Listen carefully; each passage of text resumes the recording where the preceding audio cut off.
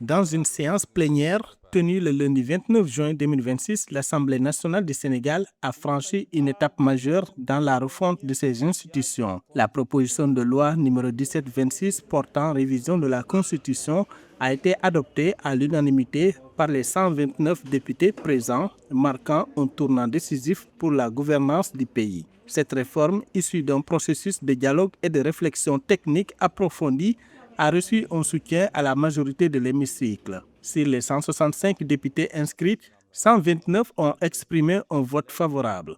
Et je félicite les députés qui ont pris l'initiative à faire une proposition de révision constitutionnelle conforme à ce qui est issu du dialogue, conforme à ce qui est issu de toutes les réflexions qui ont été initiées, conforme à ce que le comité technique avait fait.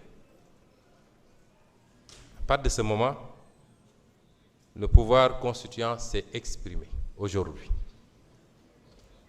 Et il s'est fortement exprimé. La réforme constitutionnelle adoptée au Sénégal introduit des mesures majeures pour moraliser la vie publique et renforcer la transparence. Elle interdit désormais au chef de l'État de diriger un parti politique et proscrit le cumul des fonctions ministérielles avec des mandats électifs locaux. Le texte encadre strictement les pouvoirs du président sortant et renforce sa responsabilité juridique en cas de haute trahison. Enfin, l'obligation de déclaration de patrimoine en début et fin de mandat devient une règle constitutionnelle rigoureuse. Cette constitution, cette réforme est l'une des plus consolidantes, l'une qui nous permet de faire des pas de géant dans le perfectionnement de la démocratie sénégalaise, dans la transparence dans la gestion publique.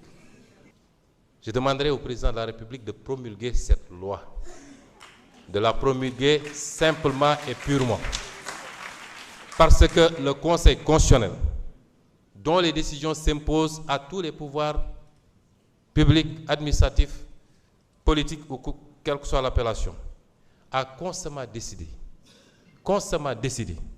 que dans le cas de révision de la Constitution par la seule Assemblée nationale, le vote à la majorité qualifiée des 3/5 réalise à la fois l'adoption et l'approbation. Sur le plan institutionnel, le Conseil constitutionnel cède la place à une Cour constitutionnelle, tandis que les prérogatives du Premier ministre sont renforcées, accompagnées de nouveaux principes sur les droits et libertés. Cette étape marque la fin d'un long processus législatif et ouvre la voie à une nouvelle ère républicaine au Sénégal.